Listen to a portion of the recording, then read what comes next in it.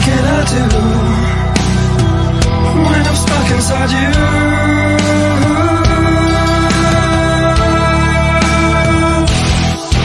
This set of ice and fire, what blood red death, lost in desire, smell of life expired. What's up? What's up? What's up? Live and direct on a Tuesday, not a Thursday. Tuesday, special night and time, or same time. Rick Paulton, Ryan Inman, and our guest is down in the waiting room. We're going to bring him on in just a second. But how you doing, brother? Tired, man. Just a long week, man. Tired. Right on. Did you get a chance to watch Francesco's film? Yes. Awesome. We're going to have him on in just a second to talk about that. Where's that? There we go. Right on. Well, let's just bring him on. We'll introduce him so he doesn't have to sit out there and wait by himself in the back there. So we're going to bring on Francesco DiPento, the director of Pretty Face. How's it going, brother? Hi, friends. My God, that waiting room was lonely, so I'm glad to be out of it. What's going on? Oh, you got a cool little background there, man. Good stuff. Yeah, you should see the Michael Myers wall that's not in the camera's view. It's a whole, like, my room is quite literally a walk-in 80s slasher film. This is the Chucky corner. There's the Jason corner and the Terrifier door and the Halloween shrine wall and then, like, the Scream section. Like, we don't fuck around here. We love Nice. Can we curse on the podcast? I'm sorry, I do that a lot. Oh yeah, dude. We don't care. Oh, fuck, awesome. All right. Yeah, it's crazy in this room. Everyone's like, how do you sleep? I'm like, with the AC on 67. Mm-hmm. Right. I sleep down here too, and I got like all my stuff. Yeah. So I really liked your intro. I have to say, you guys are Friday the 13th fans. I get the strange feeling. Yeah, that's our biggest thing is Friday the 13th. A friend of mine from Halloween Haunts 365 whipped that up for us because we have no idea how to do anything technology. We don't know how to do any edits. We're just raw, man. We just put it out there. Honestly, I'm glad I don't have to pretend to know technology then. I feel more comfortable now because same, which is bad because I'm a filmmaker, but whatever. Well, first of all, thanks for taking the time to join us tonight. I've been hearing about your film for a while. Of course. And then I heard that it was on I remember where I heard of it first, but I know I listened to Lauren Marie Taylor and I heard you on there, but I heard about it before that. We started an Indiegogo for it, which, by the way, if any of our Indiegogo supporters are watching this, we are working on your perks as we speak actively, and they're like pretty much almost done. So that's going to be coming pretty soon. So don't beat me up.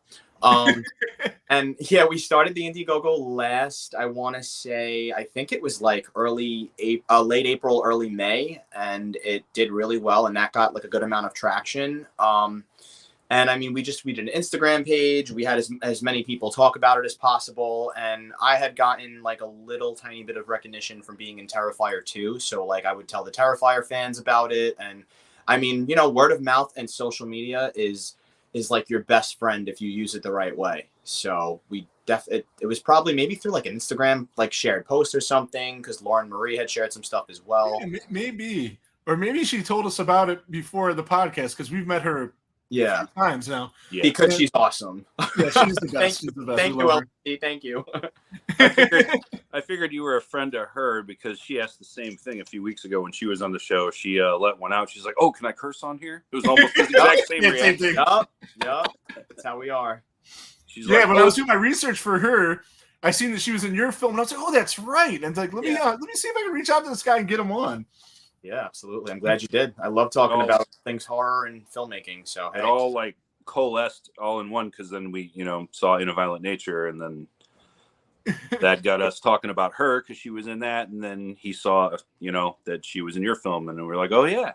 I like, again, don't beat me up. I have not seen In a Violent Nature yet, and I really want to. Like, I'm talking like actual top of my list, like before Maxine even, which I'm so stoked about. In a Violent Nature, because A, it just looks great, and because LMT is in it, like I want to see it so bad. It's I kind of missed the opportunity to go see it in the movies in Staten Island, and I would have to go to like Manhattan to see it, which is crazy. I can't even go to Jersey, so I'm kind of trying to see if it comes back around in Jersey for any amount of time, and if not, I might just have to make the trek out to Manhattan because I do want to see it in theaters.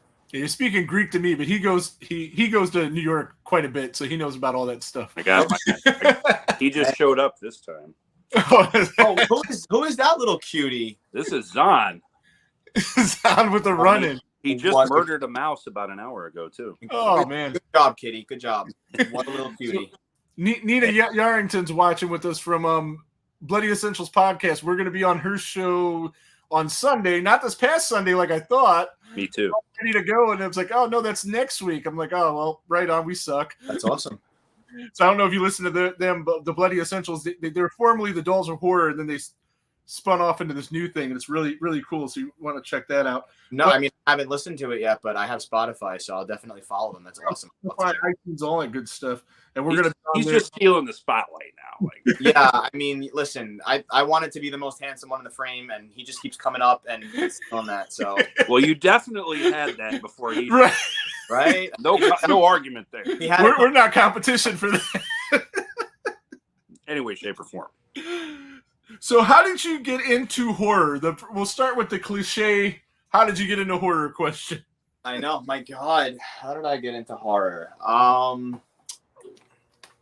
I feel like so many people have this, so many horror fans that I speak to, it's the same answer. And I feel like this is a basic answer, but it's true. Like, you kind of just know in your soul, like, horror fans are a different breed. Like, you don't just it's not like, well, my dad and my grandpa did it, so then I did. Like, you just there's no rhyme or reason. Some of us just have horror Halloween brain. Like, it literally just anything horror or Halloween or any level of spooky really soothes my soul. So it's kind of it just happened one day. I can't exactly pinpoint it, but I always really loved Halloween as a kid. It was always my favorite holiday. Like, everyone was like, I can't wait for my Xbox on Christmas. And I was just kind of well, I can't wait to put a mask on and scare the shit out of all of you on Halloween. And that just kind of stuck with me till now. And I know it'll continue to. I started watching the Universal horror classics when I was oh my God, 4 or 5 or 6, like Dracula, the Wolfman, the Invisible Man, that stuff. And, I was the 4-year-old kid that was riding around in the middle of this August with a Dracula cape on my bike, just chasing the neighbor kids. That's great. And I got into Goosebumps and the kid stuff, the kid friendly stuff. And then when I think I was in 4th grade, I caught the tail end of Child's Play 2 on Sci-Fi at my grandma's house, and she was like, oh, I don't want to watch this picture. And I was like, but this is really cool, we have to. And I was enamored by Chucky. And then I think when I was in 6th grade, I discovered Michael Myers and I watched the original Halloween. And I mean, I just graduated to slashers from there. My soul just fell completely in love with this absolute masterpiece of a beautifully shot atmospheric film that is everything a horror slasher film should be. And I mean, it kind of just, it just kind of snowballed from there in a really good way. I started shooting little homemade, horror films on my parents' VHS camera with my friends. And, they kind of just gradually started to suck less as I got older and got more resources and experience and, quality team members and all that, which I feel like this is what you hear from so many filmmakers, but that's really how it is. When you love horror and you love filmmaking to this extent, it kind of just, it's in your soul and you just discover it as you go through life.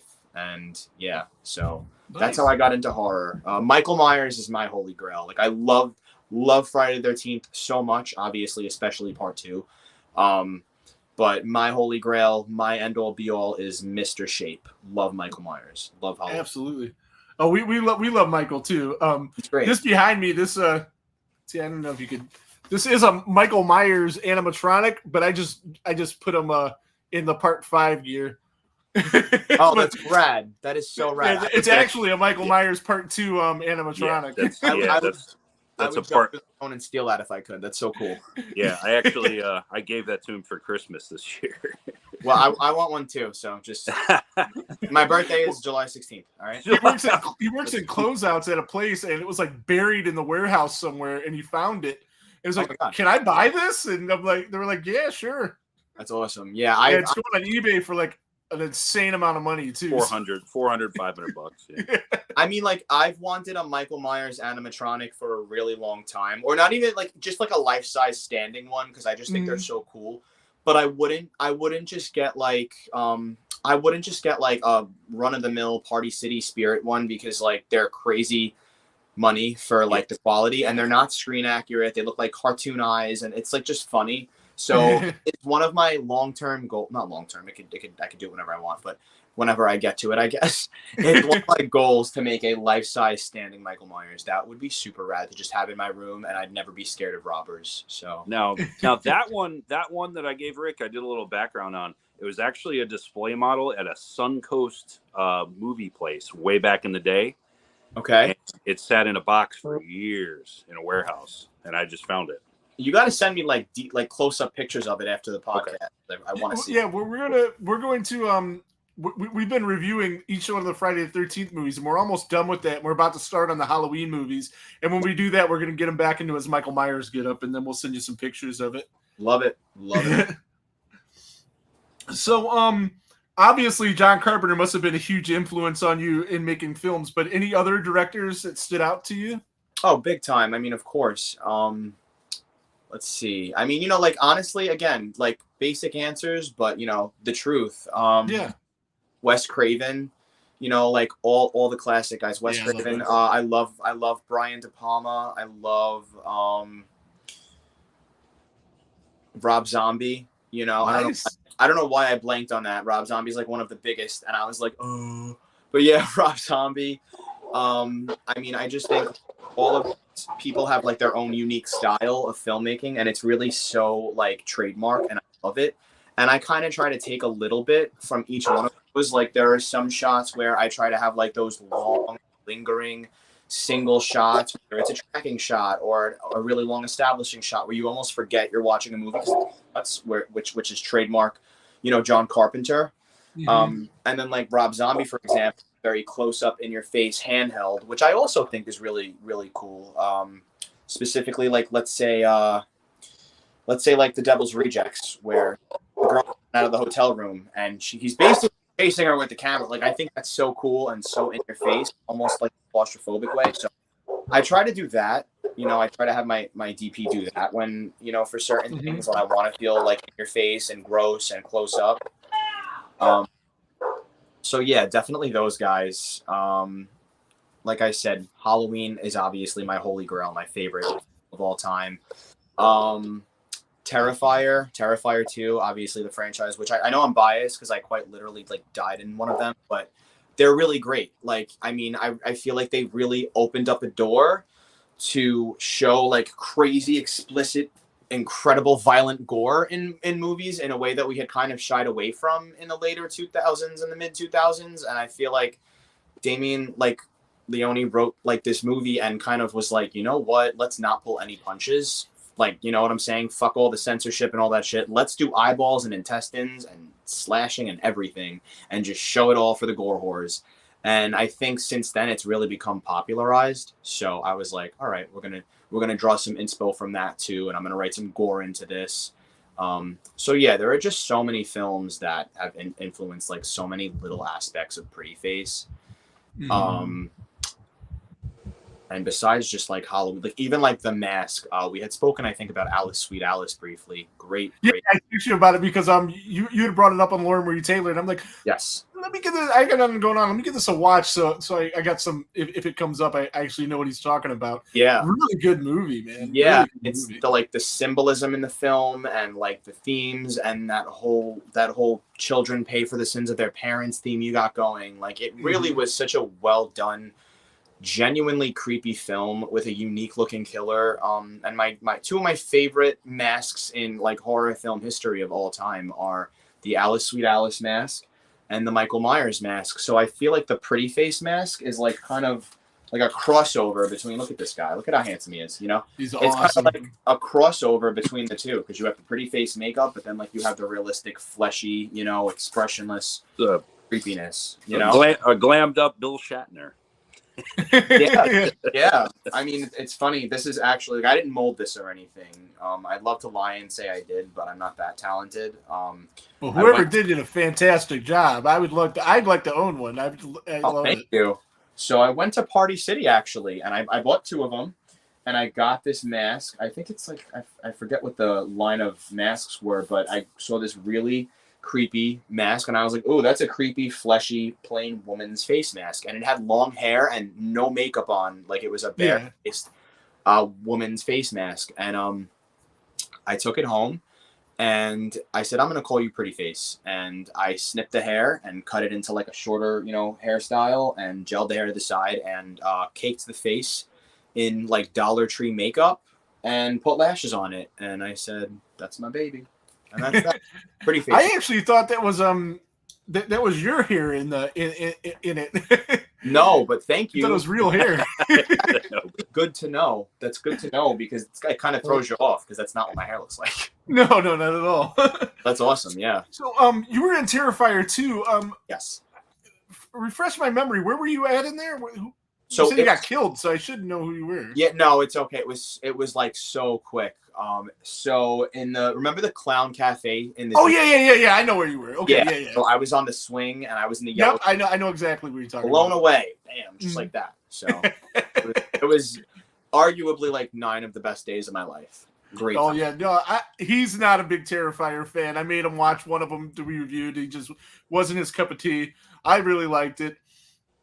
I just like how scary. Dude's pretty scary. David Howard Thornton, he's awesome. Yeah, it really is scary, and it's very, very dread-inducing. Like the pizzeria scene in the first one, for example, the Halloween store scene in the second one. Like the explicit gore is absolutely disgusting and incredible and beautiful the way that it's pulled off. But I think some of the scariest scenes are the most simple, where you just see the clown lurking around and like you don't know what's gonna happen.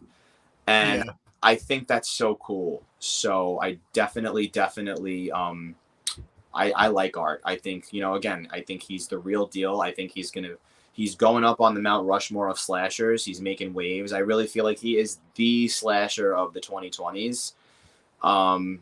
And it's just a fantastic job they did. And not to mention, being on a set like that was super inspiring to me, Yeah, and he was able to do a whole lot with a little, and he's bringing back practical effects, which, we need to get away from all the CGI and, really make stuff with your hands. I am such a believer in CGI. Sometimes it's necessary and sometimes it's useful. Practical effects all day. And when I am something I learned from Terrifier and Pretty Face is the use of VFX to complement the practical effects. If done right, you don't know that there is any visual effects. I have to shout out my editor and visual effects guy for Pretty Face, Josh Petrino. He is the visual effects guy on Terrifier 2. Oh, nice. And I believe 3. He's so incredibly talented and fantastic, and it smooths over the practical effects. So it's they already look amazing, but they look fucking perfect after, so the combo of VFX and practical effects is so beautifully done in the Terrifier films. Oh, definitely. Yeah. See, my thing is this. I'm glad that those films have been successful, though, even though they're not my cup of tea. Of course. Because they're so successful, everybody talks about them. It'll inspire other people to give people money to make more horror movies. So yes. So it is, even for me who doesn't enjoy those films for what they are, I still appreciate them, and I'm glad that they exist. I mean, I 100% know what you mean, because I can say the same for most found footage films. I'm not a fan either. The Paranormal Activity franchise, I'm not a fan personally. I don't super enjoy them, but I'm happy they did well, and I really respect them because they did a huge thing for the horror genre. And you can take a freaking whatever camera and just make a found footage film. And I know that was very inspiring to a lot of people, and I know it opened a lot of doors. Even the Blair Witch Project, it's not that one I liked. I don't like most found footage, but I did like that. You know what? It wasn't my cup of tea, and I've been meaning to revisit it as I'm older. But I give it the respect it deserves, because it really was a game changer. And if something's not my cup of tea, I can still respect it for being the game changer it was. Like Saw, for example. Surprisingly, I like it. I had a good time with the first 3 that I've seen. But I'm not like a crazy diehard Saw fan. But I do respect what it did for the genre. Like it was the beginning of an era. So. To me, what Saw, the first and the last one were the best ones. The last one's really good. Yeah, and the first one's just it was just so different, and never been touched, and just amazing. The first one's amazing. It's an all-time classic, I think. Absolutely, it's not one of my like repeat watches, and it's not a comfort film to me. Like any of the Halloweens or the Jasons or the Freddy or the Chuckies, the Screams, But I definitely I give Saw the respect it deserves because what they did with a low budget and one freaking room, is like insane. Like that's incredible. If you can do so much with practically nothing, it's always the films that were started with practically nothing that I've at least seen go on to become some of the most iconic. So I agree with you that one's not rewatchable as much as the other like classic films are because the big thing is the twist, and once you know it, I think as far as replay value goes in a film, I think atmosphere is so important, like nostalgia and atmosphere, and Halloween has that simple October autumn night in a small town when you're a kid, chilly breeze in the air, like lingering shadows in the streets, leaves falling atmosphere. Like it just hits the nail on the head, and like Friday the 13th nails that old fashioned camp slasher atmosphere. Elm Street nails that small town, kids in high school, California, convertible. It's Ohio. Yes, Ohio, but it was shot. Ignore the palm trees. It takes place in Springwood, Ohio. I always forget that it's in Ohio because of how California it feels, but that's not a bad thing. No, it was shot in California, and they have palm trees all over the place. But it has just the same charm. And I also feel that Wes is from Cleveland, and Springwood is basically like Cleveland. So yes. Yeah. But believe you me, we do not have palm trees or dudes that look like Johnny Depp just walking around here. No, we don't. All right, so I guess I'll cancel my flight. Never mind. Yeah. And believe it or not, I feel the same way about a couple, like they're known, but they're not as known as like the big ones. I feel the same way about like Prom Night and like Slumber Party Massacre. I love those films. It's got that summery, atmospheric, kids hanging out, like just when you can hit that atmosphere on the head, you got something. You really got something. Yeah, Halloween's one of the ones, the original. I'm a bigger fan of it than Rick is. I have to watch it every year. It is. I mean, I watch it throughout the year, but every October I have to watch it. It is literally like my top number 1 favorite film of all time. Halloween and Hocus Pocus are like it for me in terms of atmosphere. I know Hocus Pocus is like a slasher or horror. Yeah, but talk about two sides of the coin. Yeah. In terms of Halloween atmosphere, oh my God, is it incredible. Nice. I have this tradition with one of my best friends where like every single year on Halloween Eve, we carve pumpkins and we watch the original Halloween and the original Hocus Pocus. Because like how much more can you nail the atmosphere of what you want to feel like on that day? Oh, absolutely. I got to ask though, since you brought it up, what did you think about the sequel? Hocus Pocus 2. So I went into it with an open mind. I liked it. I enjoyed it. I had fun with it. I liked it for what it was. If I had gone in expecting the original magic of 1993's Hocus Pocus, I would have said, what the heck was that? Yeah. But I went in saying, I know that it's quite literally 3 decades later, and so much time has passed, and you don't have a lot of the OG cast, and it's not possible to recreate the magic of the original. So I kind of accepted that and then watched it. And I was like, oh, like this was a cute, fun, witchy Halloween. Like this was good. You can't say it wasn't atmospheric and well shot and Halloween. Like it was great. The set design was great. Again, the first one is unmatched and there's never going to be that magic recreated, but I really did enjoy it for what it was. And I feel like I could say the same about the new Halloween trilogy, the David Gordon Green trilogy. Everyone watched 2018 and Kills and especially Ends and was like, this is nothing like 1978. And I was like, that's because it's 2018. Right. That's because it's 40 years later. You're not going to get 1978. You're not going to get that accidentally captured magic 4 decades later. It's just not going to happen. Right. So I believe they tried, and for what they tried, I think they did great. I Oh, I like like- the new trilogy. I'm in the minority. I even like Ends.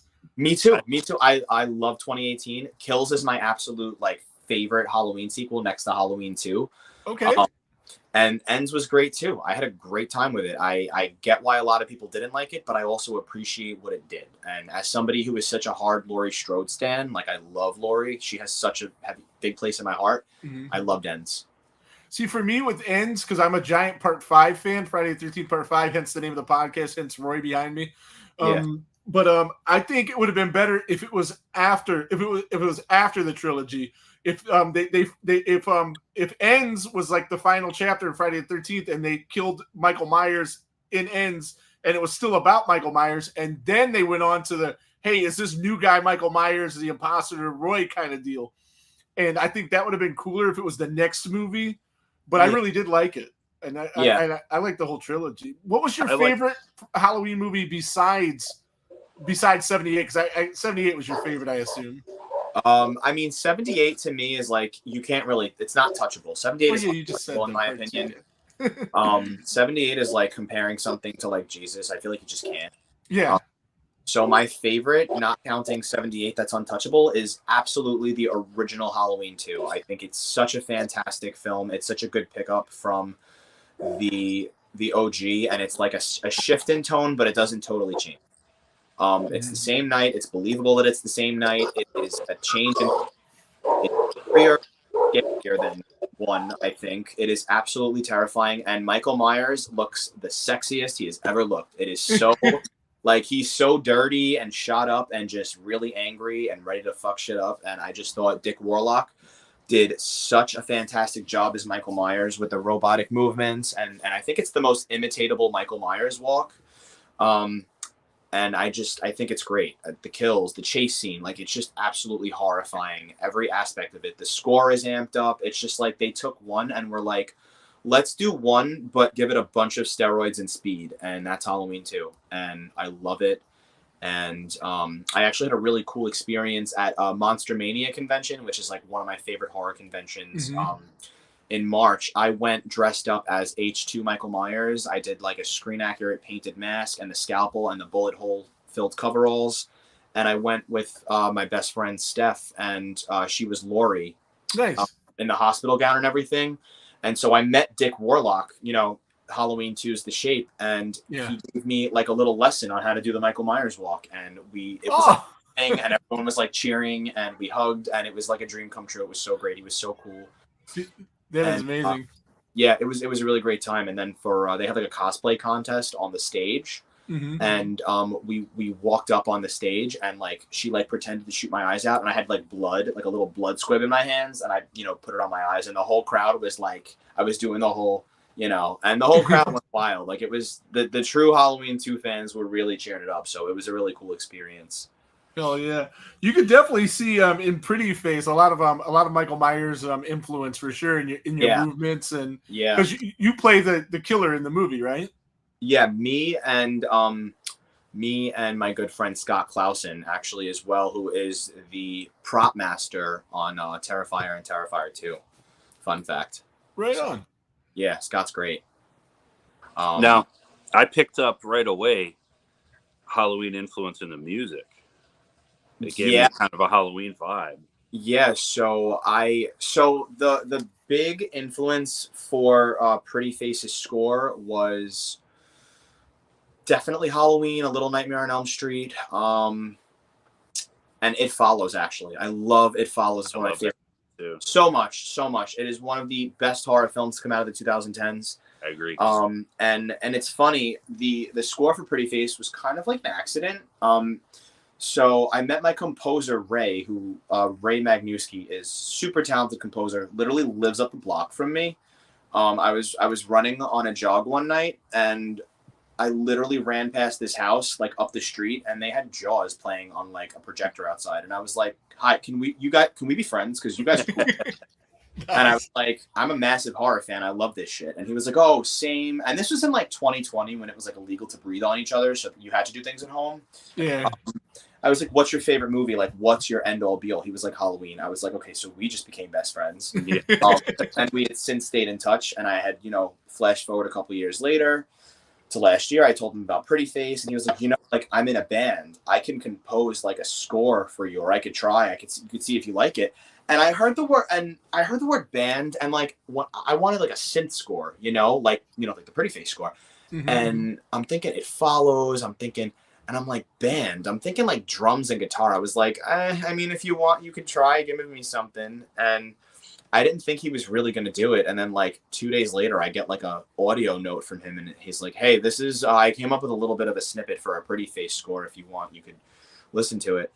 And at first it started off with this piano key that I wasn't huge on, but I really liked the melody. But the piano as an instrument, I was like, But then the synth kicked in, and I was like, oh shit.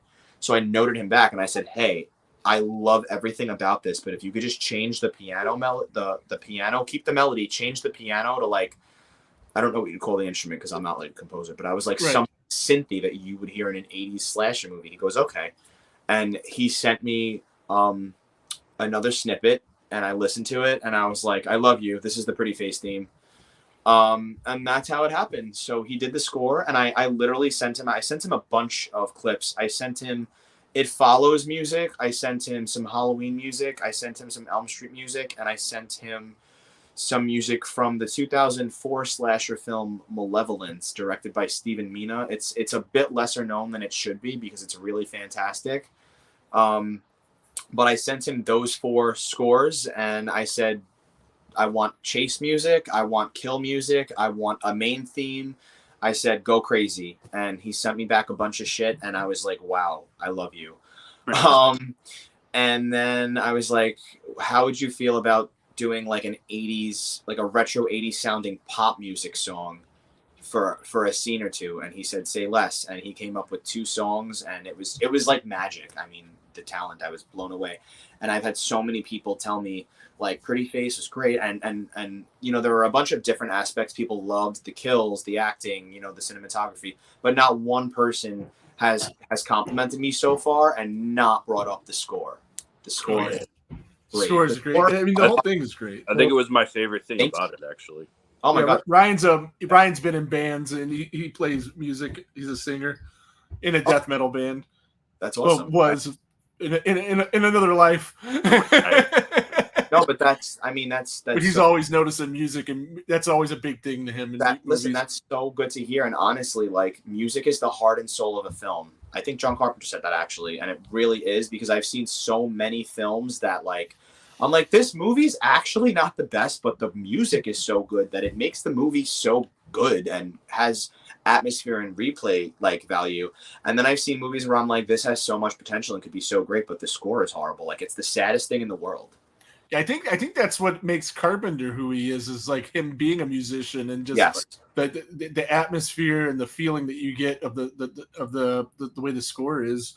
Yes, like I was in the car like recently, like driving home one night, and it was raining, and I just started listening. I put on the Fog theme, and I was like in heaven. I was like, thank you, John Carpenter. Like, this is so good.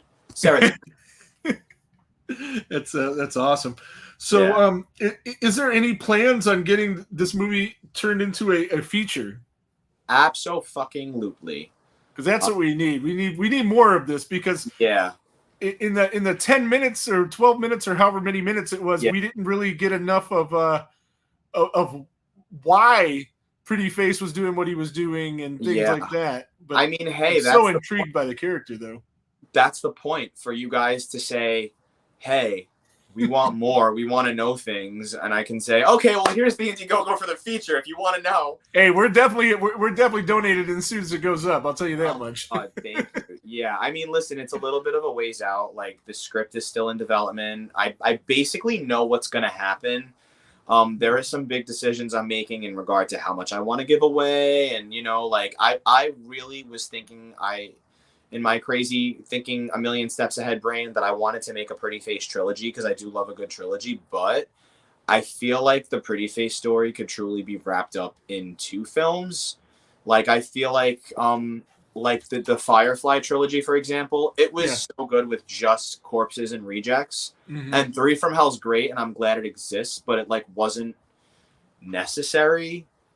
and Rob Zombie, if you're watching this ever, don't beat me up. But like, it was great, and I'm glad it was made. But like, Corpses and Rejects was enough. So I want to do just enough so where people like love Pretty Face and he can be Right. iconic. See, I never seen 3 from Hell. I've heard so many negative things about it that I didn't. You know what? It wasn't Corpses and Rejects. It was good, but it wasn't. You know, like it was. I just feel like because Corpses and Rejects gave us so much and just enough, it was like I wouldn't have done it, but then he did it, and I was glad he did it because I was like, this is cool. Like we didn't need it, but I'm glad we got it in that way. So I definitely, you know, I'm just thinking about some big things with Pretty Face, but the script is absolutely in development. And again, to our Indiegogo donators and supporters who got a perk, I will not be launching an Indiegogo and asking you for your money before I give you the perks from the short film Indiegogo. I promise. Who does that? That'd be a dick move. So, I've seen it done. But stay tuned because that is absolutely in development. Awesome, man. I've got some real cool kills, you know, in my brain and some really cool atmospheric scenes. And I told this to Lauren Marie Taylor. I absolutely want to have her back. So, Lauren, if you're watching this, if you want to be back, you're back. She was the highlight of In a Violent Nature, and we're not just saying that because she was on our show. Sure. I mean, it was a she had like about a 5-minute monologue thing. More. Yeah, I mean, like most of the lines, she had more lines than anybody in the movie, and like really added a whole bunch to it. Was awesome. Like I mean, her and Ginny are the 2 highlights of Friday the 13th Part 2 for me. Honestly, I loved that's his favorite final girl. Yes. Laurie Strode is my favorite, but Ginny is my favorite Friday girl. Hands down, like no contest. She'd fuck everybody else up. Respect. She did. You know, she would. Yeah, so I mean, absolutely. And I've got some really cool kills in this brain here. Well, they're actually written out on paper, but I've got some really cool kills in mind that I would love to do. And again, that is such a big part of that is the influence that Terrifier had on me. Like, let's show explicit gore and not pull punches and not fuck around, you know? I've got some really cool kills in my brain, and I'm not going to give anything away, but all I'm going to say is eyeballs and intestines, baby. That's it. Yeah. Well, we had that in the short. Yeah. Eyeballs and intestines. I'd love to know, like, what did you guys think of the kills? Would you like anything you thought of anything? Please share. I love that. No, I really liked the gore in the film for sure. Thank you. Thank you. Yeah. No, everything looked really good, man. It was really good, and I'm imagining on a very, very micro budget. I mean, I don't know what the budget was, but I imagine it wasn't a Hollywood budget. That's for sure. The budget was who did the effects or the, you know? So the budget was about 10 grand. Okay. We did the Indiegogo. We launched it with the goal of 10 grand. And I mean, we just got so much support and love and shares and all that. We ended up, I think before like the fees and all that stuff, raising like 13 grand. So we ended up being like 10 or 11 grand. And so of course the SFX, I have to shout out my incredibly talented friend, Jill Catalfo. Her Instagram is at Skrilled by Jill or Kill Jill. It's Jill with 1 L. She's so fantastic. That was her, like, I think first job. Oh, really? Out of graduating makeup SFX school, if I'm not mistaken. Jill's great. She gave me exactly what I wanted, knew exactly what she was doing. Like, I barely had any notes for her, honestly. Like, I was, like, so amazed. And not surprised, because I know how talented and hardworking she is, but I was so amazed at the work. And I have to give a shout out to Josh Petrino, who assisted in, I think it was 2 or 3 of the kills. He was absolutely fantastic. And Bree Core also assisted in, I think it was pretty much all of the kills and all of the makeup SFX. Jill also did like the regular just makeup and all like the, you know, the casual like looks for people. So, I mean, Jill really, really made the gore and Pretty Face what it is. It was like, I was just so like, I was like, all right, so we're gonna do a bleeding neck wound. We're gonna do intestines. We're gonna do an eyeball thing. And The eyeball thing was awesome. I'd go and do what I had to do and make sure everything was all set. And I'd come back in like a half hour and I'd be like, what do you got for me? And she'd show me and I'd be like, yo, like it was, you know, it was great. I was geeking out over the work that she was doing, really. So yeah, Right on. we had Yeah, a there lot. was a lot of blood for 14 minutes or whatever. Hey, listen, that's what we're going for because at the end of the day, like I just feel like there are so many things where you're like, I wish that gave us more. Like we didn't want to pull any punches, and like I said with Terrifier, such a big reason I feel like Terrifier was so successful. Yes, the atmosphere, the likability of Art the Clown, and the uniqueness, but like the gore, like it pulls no punches. If you are a gore whore, Terrifier is for you. Said with Pretty Face, let's not pull any punches. Let's kick people in the throat. Like let's really do this. Let's do eyeballs and intestines. Why not? You know. And if you don't like it, too bad. Look away. Like you know. Yeah, no doubt. So how did the whole All Hallows Eve thing come to be? I mean, Oh gosh. Really just knowing the right people and having an incredible team and an incredible bunch of friends. Because the two producers of Pretty Face are Jess Dubois and Britt Godish. mm-hmm. Fun fact, Jess is in Terrifier 2 in the school scene, and Britt is actually killed in the Clown Cafe with me. She's the flight stewardess who gets shot in the head. And she's also the graphic designer of Terrifier 2 and 3. Britt is incredible. She is so amazing with graphic design and everything that she does, and just like I could text her I need something at 3 a.m. and I got it at 5 a.m. Like, and the same with Jess. Jess is so incredible and hardworking, and she will go to bat for you, and she will run around the set like a chicken without a head, making sure everything's perfect. So my two producers, Jess and Britt, shout out to y'all. Y'all are incredible. So Jess is one of the producers, and she is through Jess I met, or it might have actually been at the Terrifier 2 premiere, but Jess really introduced us, me and Josh, the VFX / editor of Pretty Face and the VFX on Terrifier 2. Josh is really, really close with Steve Uncle Creepy Barton. He is one of the producers of Terrifier 2 and All Hallows Eve as well, and All Hallows Eve Trickster. He's absolutely incredible. So because I know Josh and I know Steve, and I think Josh said to Steve, I know you're looking for another film for All Hallows Eve Trickster. I got one for you. It's called Pretty Face. It's like, give it a watch. And one thing led to the other, and that's how we ended up getting into All Hallows Eve Trickster.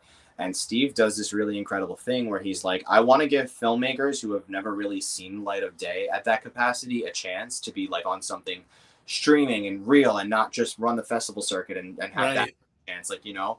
So Steve did that for me. Josh did that for me. Jess did that for me. And it was really, really an incredible opportunity to have, and to still be streaming on there and have people messaging me, hey, I just saw you on too. Like, that was great. Like, that's such an incredible feeling. Honestly, it really, really is. Again, my whole team is so hardworking.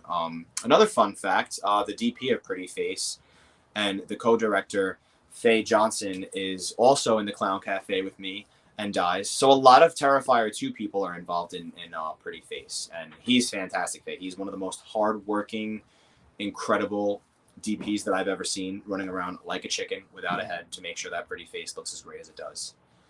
Right on. And the original Terrifier first became known from the first All Hallows Eve. Yeah. Yeah, that's the craziness about it all, is like I'm like, wow. Hopefully we can somewhat follow in that pattern, you know. Well, that's what I'm hoping for you for sure too, because like I said, I gotta see what makes Pretty Face tick, man. You know, I gotta see what made him who he is and the whole backstory. I really gotta get that. Absolutely. One thing I did notice in the film, though, is you could tell that you're a hardcore 80s, 90s slasher guy with the Easter eggs that you slipped in there here and there. Like the one character's name was Wes Burrows. Yep. Wes Burrows. And what was that? There was a Damien the Trick-or-Treater, I assume was named after the Omen. No, that was actually No, it's Damien Leone because I just love Oh it. yeah, it's a Terrifier thing. I should have known that. And, just being on his sets and seeing how hard he works and what he made happen with what he had. Like, so that was my little thanks for being such an inspiration. So yeah. Yeah, I totally missed that. I should have thought of that because of the Terrifier connection. But it's funny. Damien Leone is actually named after the Antichrist Damien. So I guess. Oh, awesome! Cool. That's cool. Right. So, besides your film, what was your favorite part of the Trickster? Oh my god. That's such a hard question because like they're all so atmospheric and well done and so Halloweeny. I really I think it's the one that's before mine. It might be the first one. The kids are all trapped in the house. Yeah, that's the first one. They're all trapped in the house and there's like ghosts in the house and it's on Halloween and it's like the 1950s when they go back in time, and I don't remember too much about it, but it was like the murder. I think there was an axe murder. I really thought that one was really well done just in terms of the atmosphere. I thought that was so cool. And I think it would make for a great feature, honestly. I thought that was dope. The one I really dug was the one that started in like the Old West with the shapeshifter chick thing. Yep. And that was another good one. Yes, absolutely. It was like a little bit of a change in scenery from suburban Halloween. I thought that was cool. Yeah, I thought it was a really, really good movie. I really enjoyed it, like just from start to finish. Yeah, I agree. Like I really can't even sit here and say like, oh, I got to kind of promote it and say it's good because they put my movie in it, so I got to be nice. Like it really is an awesome anthology feater film. Like, yeah, I dig anthologies. Like a Creep Show guy and stuff like that. Yeah, absolutely. How do you guys like Trick or Treat and Tales of Halloween as anthology? Tales of Halloween I've yet to see, but Trick or Treat I loved. Oh my god! Tales of Halloween, I'm writing that down here. So watch it. Adrienne Barbeau narrator. Love Adrienne Barbeau. Yeah. Oh, it's fantastic. Absolutely. Huh. Yeah, I never seen that, but I did like Trick or Treat. I seen that. That was awesome. We went to we seen that drive-in last year. Was it last year? I don't know. Our drive-in does this really cool Halloween thing where one screen has like 4 adult movies and the other side would have 4 kids horror movies, and they're always old school movies. It's awesome. My one of my bucket list goals, which it's crazy that I have yet to make this happen, is to go and watch the original 1978 Halloween in a drive-through. And I just think in the fall that would be such a nice, fun, atmospheric thing to do. Well, they've actually played that one quite a few times. I think they own a print of it. That's why they run it so much. But, I'm jealous. I'm so jealous. One year we got the best was we got like Halloween. We got the first Friday, the first Nightmare, and I forget what the 4th movie was, but I didn't make it to the 4th movie because I'm old. All right, me too. Wasn't it Child's Play? It may have been. I think it was Child's Play. Oh, I would have stuck for that. I love Child's Play. I got Chucky right over there. Chucky's. What'd you think of the new one? Because me and him we're doing a show at Nina Yarrington, like we were saying, and it's about remakes. And what did you think of the new one? I just watched it the first time the other day. The Child's Play remake. Let's see. I can't sit here and say it was a bad, unenjoyable film. It had some really cool kills. It's had some good gore. It was a cool, fun movie about an AI killer doll. But I'm going to be honest, it's really like, I think goes to show that people need to stop cashing in on the title of something that's classic and successful and just do their own fucking thing. Because if you change the look of the doll and the name of the doll a little bit, it could have been its brand new own thing, like Megan, for example. Right. Like imagine calling Megan like Bride of Chucky comes back. Like that's crazy to me. Right. Like why are you going to try to brand something as cool and original as Megan as Bride of Chucky? Like why would you try to brand something as cool and original as an AI buddy doll as Chucky? Like, I just think Chucky is such a classic and such a staple in slasher history. Like I didn't get why they wanted to make that a Child's Play remake when the Child's Play franchise is still very alive and healthy and, very much still cranking them out. There was just no reason for me that it had to be a Child's Play remake. It really could have been its own thing and not a remake, and started a whole new franchise and added a new killer doll to the mix and gotten the love and respect it deserves, because I thought it was cool as its own thing. But if we're gonna sit here and call that Chucky, I'm gonna quote Mariah Carey and say I don't know her. I don't know who that is. Yeah, no, yeah, definitely. Yeah, definitely. It was really hard to get past the look of the doll and things, but there was some good parts of it too. It just, like you said, if it was anything but, it might have been a good movie. If it was a different, they didn't try to make it part of this, this thing. Absolutely. Just, it had a weird feel to me, like all around. Like, and I love Aubrey Plaza too. I just don't think that role was for her. And then we had hey, Kevin Ellis in the house. What's up, man? The Spooky Picture Show podcast. Did I get it right twice in a row? Yeah. All right, right on. Yeah, they just dropped a surprise episode. They usually go once a month, but they got a second episode this month that dropped today. So they are doing awesome things. Oh, I love that. That's awesome. They got a really good podcast. It only comes out once a month, but it's like four guys and four people talk about horror, and they are all most of them are involved with like doing things on like horror DVDs. Like the one dude worked for like Anchor for a while, and like things like that. And he's actually directing, Michael Felsher. He's directing the documentary that's coming out about Jason Goes to Hell. Yeah. I don't know if you're a fan of Jason Goes to Hell. Even if you're not a fan of Jason Goes to Hell, it might be worth it to watch the documentary to see what.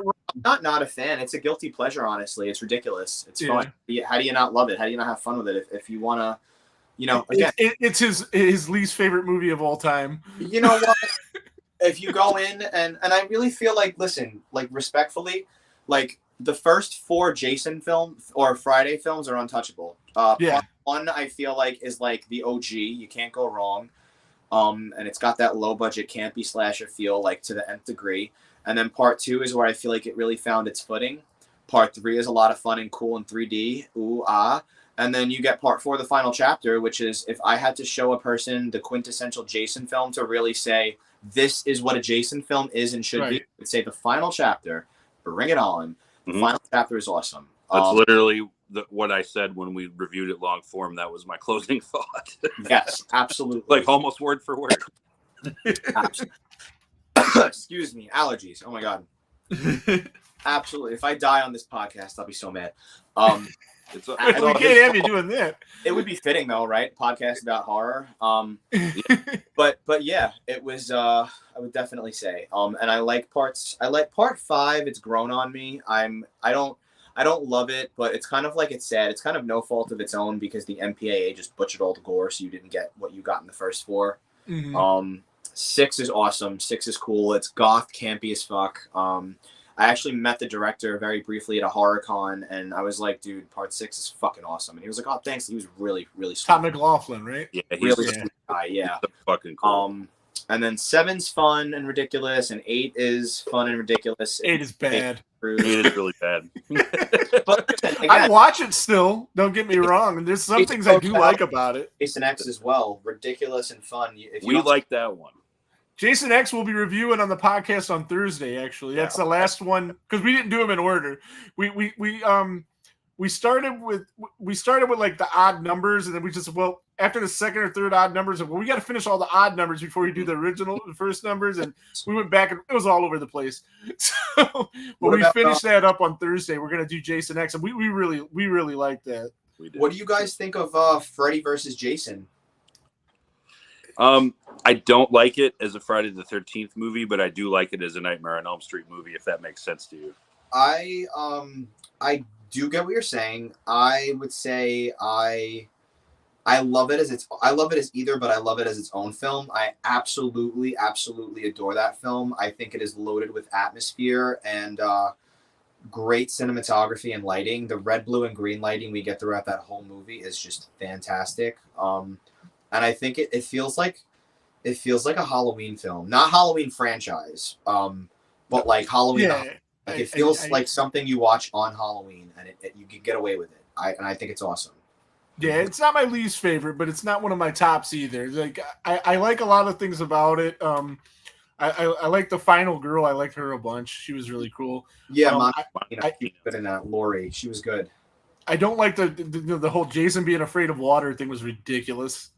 Well, I kind of forgive it because he was in Freddy's world, and Freddy messes with your psyche and plays on your fear and plays on your fear. And Jason had drowned as a kid. That's how he became Jason Voorhees. Yeah. So they thought it was cool that like he was making Jason tap into his like, you know, most internalized in the back of his head fear, and it was in a Freddy dream in his world. So for that reason, I forgive that. If it was like real life, I'd be like, eh.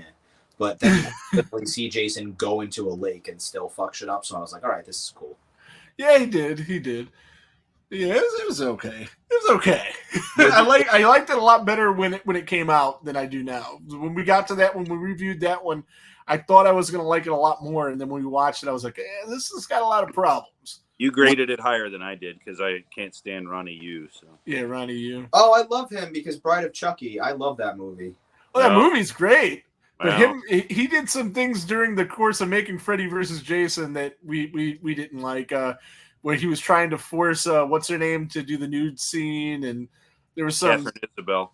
Yeah, there was some things that Oh, that's Yeah. not cool. questionable choices.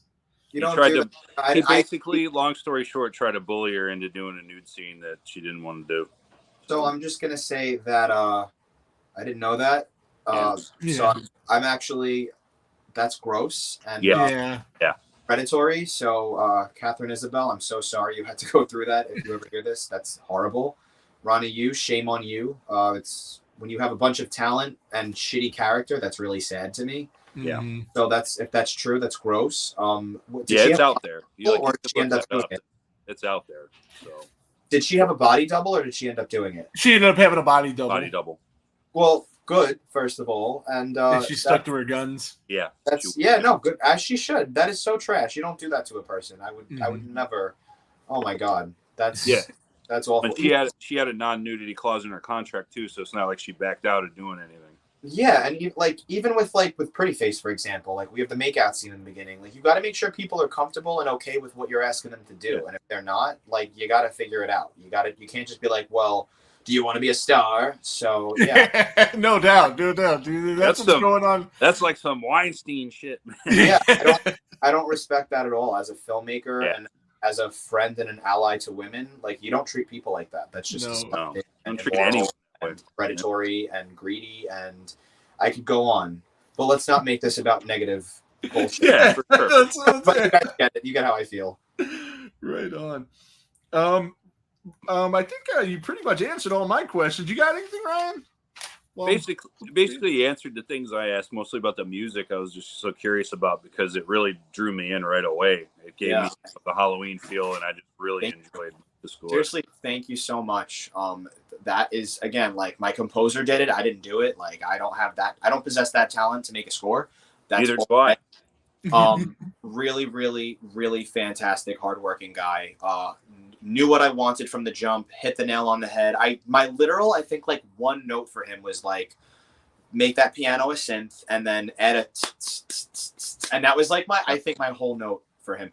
Well, sometimes that's enough though. You know, like you just give him that little bit of direction. Yep. And he nailed it. He literally nailed it. You guys are making me want to go play the Pretty Face theme out loud.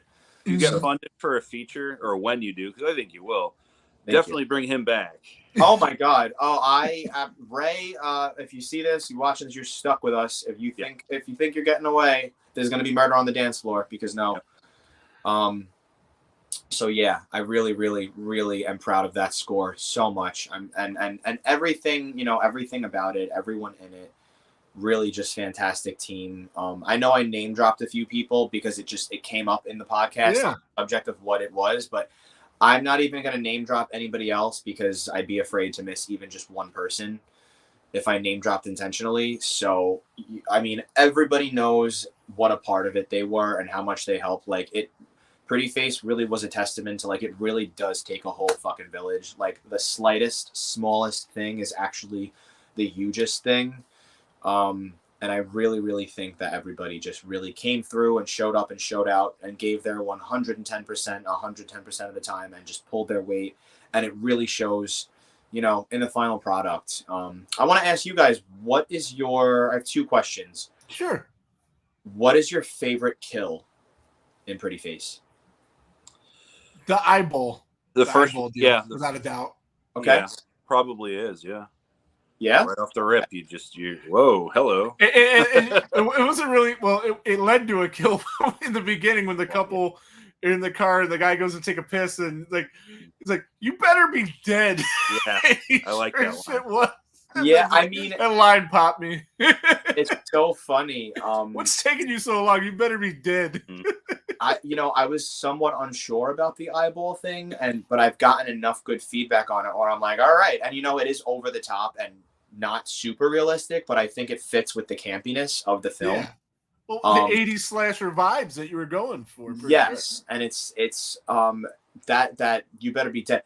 A lot of the lines, I think I might have come up with that one, but like so many of the lines in that scene particularly are ad-libbed. My script supervisor, Michael DeMatteis, brilliant dude, great writer. He's the unofficial Demo if you want to follow his Instagram. He came up with, like, we had a whole kind of exchange in the makeout scene, and it was like, well, do you want to, like, are we just messing around? But he was like, nah, let's cut that and make it short and sweet. You say you have to, he says he has to pee, and then you look at him like a total fuckboy and say, well, hurry back before I go limp. And that was him. And it worked, and people have brought up how funny it is. So, yeah. That was good stuff. You know what? Another thing I wanted to talk about, that little trilogy Halloween fan film thing you were involved with. That was really good stuff. Your name's on it. Halloween Aftermath? No, not that. I didn't get a chance to watch that. It was like 3 little 10-minute shorts. And you're listed as a producer on it, and somebody with your last name is listed as young Michael Myers, I think. Oh, yeah. Oh, my God, yes. Chris Notarilli's the Myers, the Butcher of Haddonfield. Yeah. Oh, my God, Chris Notarilli. I shared the first part on my page. Yes. And then I found the second and third part because I didn't know there was one, and really good stuff. So, yeah, shout out to Chris Notarilli. He is an incredible filmmaker. If you haven't, watch it's not a slasher film, it's a basher film because he uses hammers. It's called Methodic. Methodic. I believe Amazon Prime. It's really, really cool. I would absolutely go check out Methodic.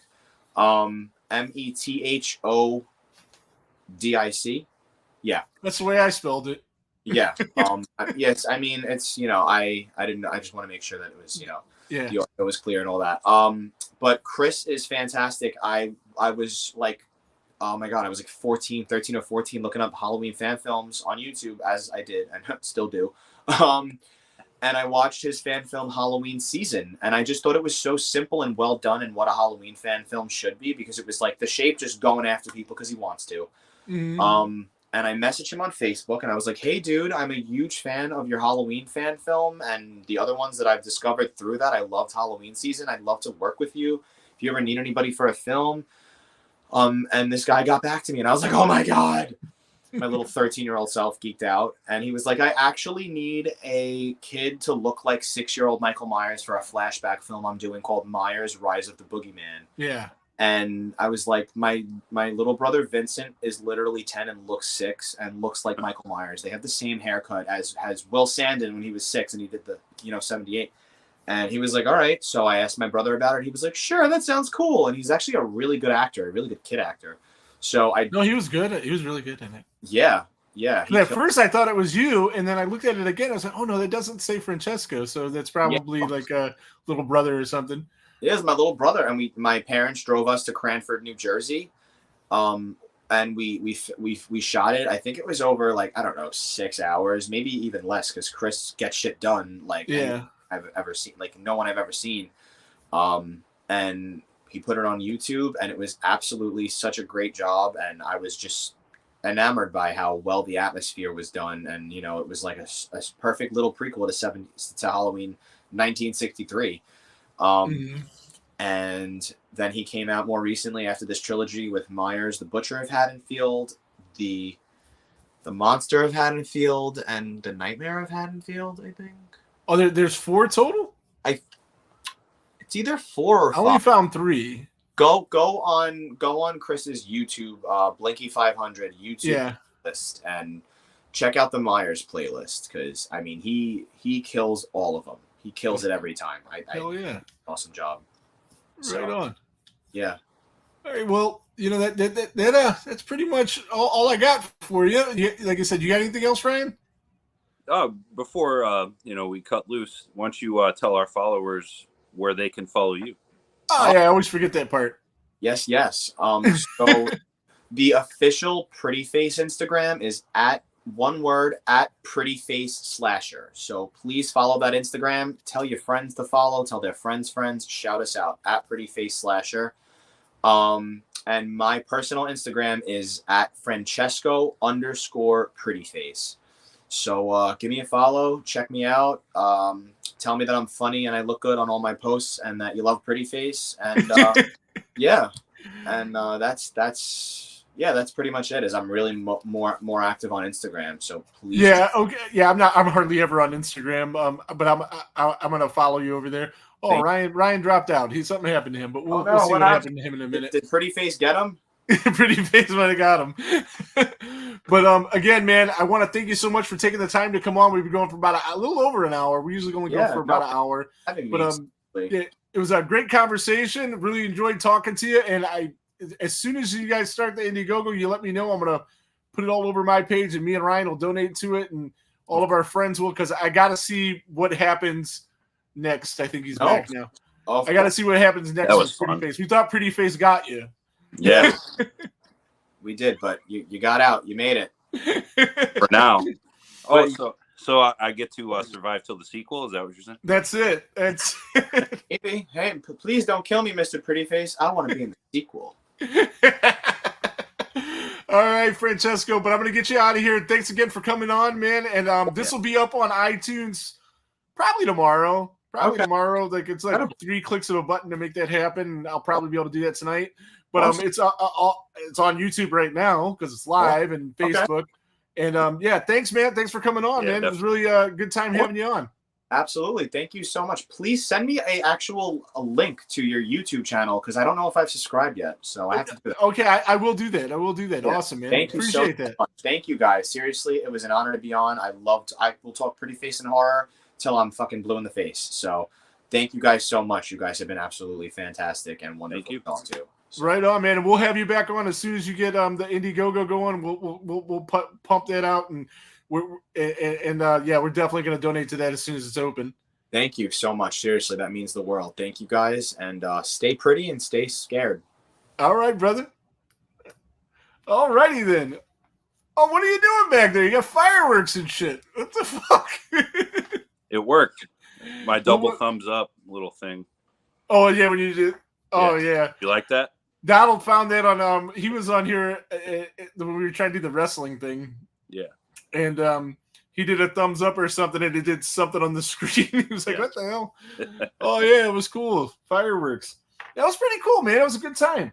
Yeah, definitely. Hardly any of our regulars could make it tonight. Probably a different night, and it threw them off. But yeah, Tuesdays are not Thursdays. Yeah. I mean, you're just used to the same thing at the same time. When you're preempted. But this is the time he had because his regular shoot job kept him away from doing Thursdays. But yeah, it was really good talking to that guy, man. It was really sweet. Yeah. But let's see. So Thursday, we're doing lots of podcasting this week. We're podcasting our asses off. Mm-hmm. We did this. Thursday, we're going to come back with Jason X. Sunday at 8 o'clock our time, 7 o'clock their time, because they're on Central Time. Yeah, they are.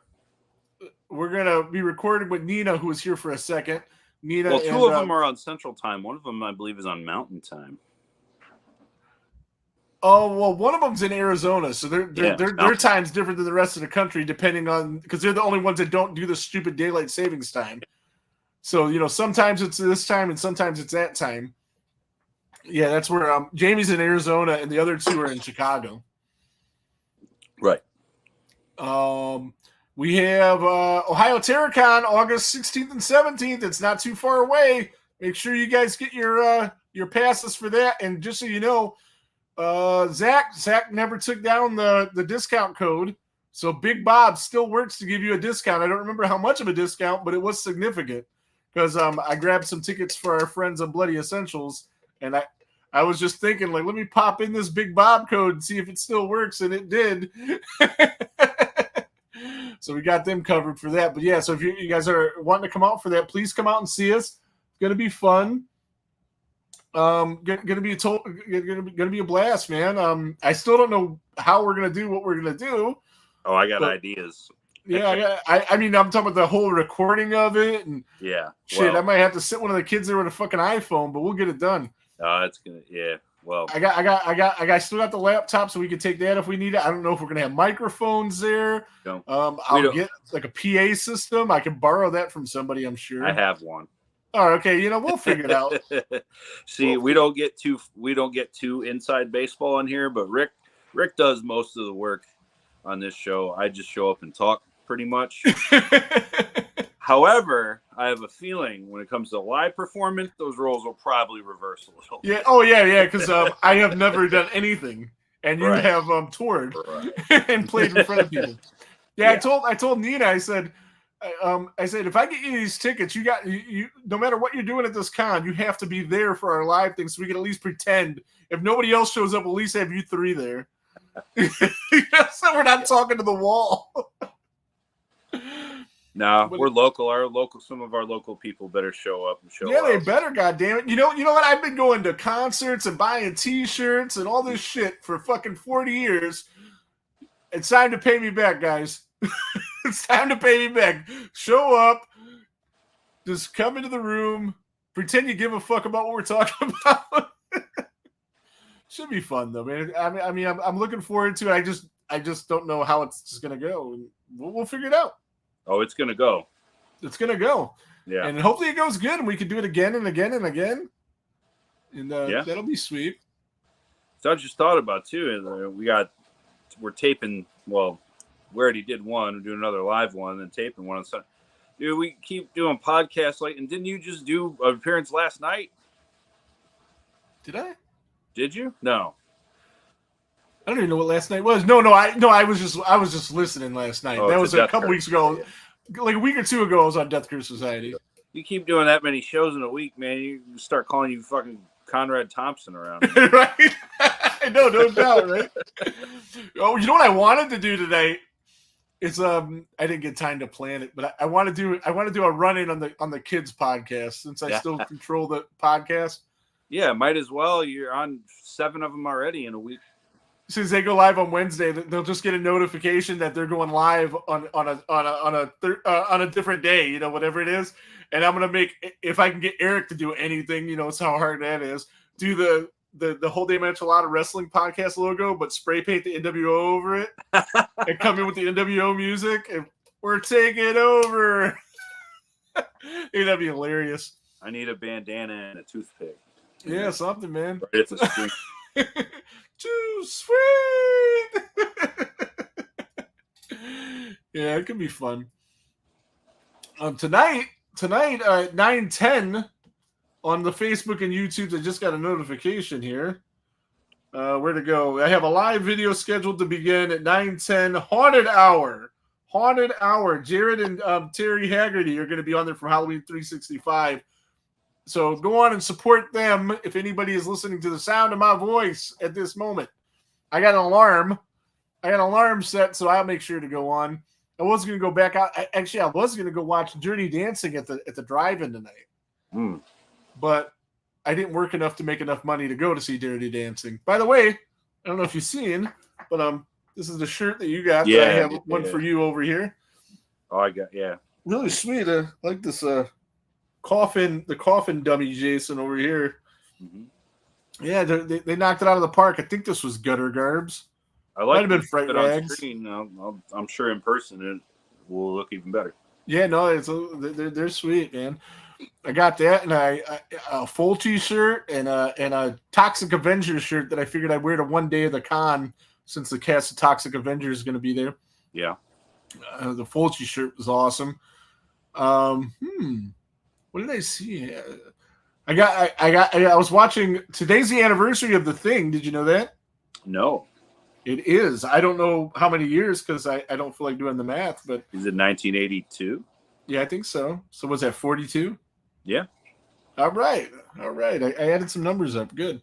But I got the 4K because I ordered the 4K and I was like, I wanted to watch it just as a refresher for our remake show we're going to be doing with the Bloody Essentials. I am not going to refresh The Fog, though. doing that. But like an excuse to watch the thing again. Oh, twist the arm. So I threw that in it. Man, that 4K scan is amazing.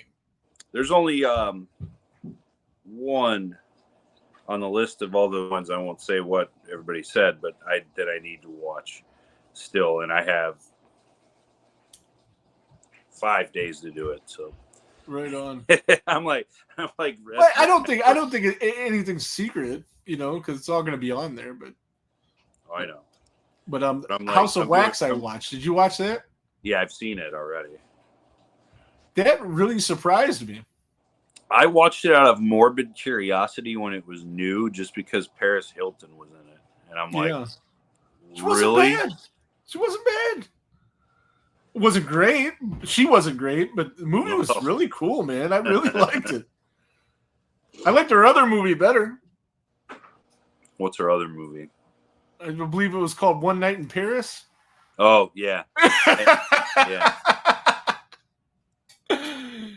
Yeah, that was a better performance. Oh, that was Rick Solomon, my boy. That guy got all kinds of fun stuff, huh? I'll tell you the story another time, but I met him once. Oh, really? Wow. Yeah, I don't really want to talk about it on film. Okay, there you go. No, he was great. He was awesome. I'll say that though. So there's no like weird. No, he was very cool. But yeah. Charles Sherrod commented, "Call me Commander." I don't get it. Am I supposed to get it? I don't get it, Charles. I know he posted something in the chat for his show about Cobra Commander. That might be something to do with that.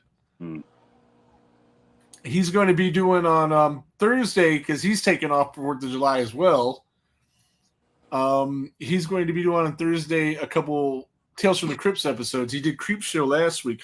This guy's getting 42,000 he got the other day. 42,000. We're lucky to get 200. 42,000. You got 42,000 views. God damn.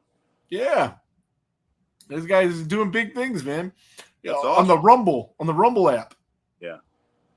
So I think we got to figure out how to get on that Rumble thing. I got an account there, so I might have to stream there too. I can't even get success on the Bumble app. The Bumble app. He's on Rumble, killing. Rumble, Bumble, rumbling, bubbling, stumbling. Oh man. Right on. So yeah, we've been yakking for an hour and 20 minutes. I don't have to go to work, but I'm gonna get out of here.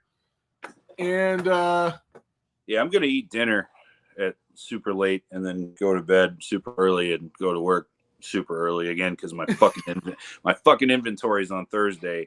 God damn it! I'm still gonna show up and do the podcast. I don't even know yet. I'm gonna go out and get something. Oh, right on. I might just order Thai food up the street and pick it up. Nothing wrong with that. Nothing wrong with that. Place is great too. Next time you're out this way, I'll take you there. Yeah, sounds good. So anything else you want to add tonight? Yeah, thanks to Francesco for popping on tonight, and thanks for everybody for tuning in on a special night. We did give like a week notice, but I get it's Tuesday. It's not habitual for us to be out on a Tuesday, which, funny enough, that's usually my busiest day at work. Today it happens to be, or this week it happens to be Thursday, of course. So, but yeah, good night, everyone, and we'll see you in 2 days where we talk about Jason X. And there goes the neighborhood.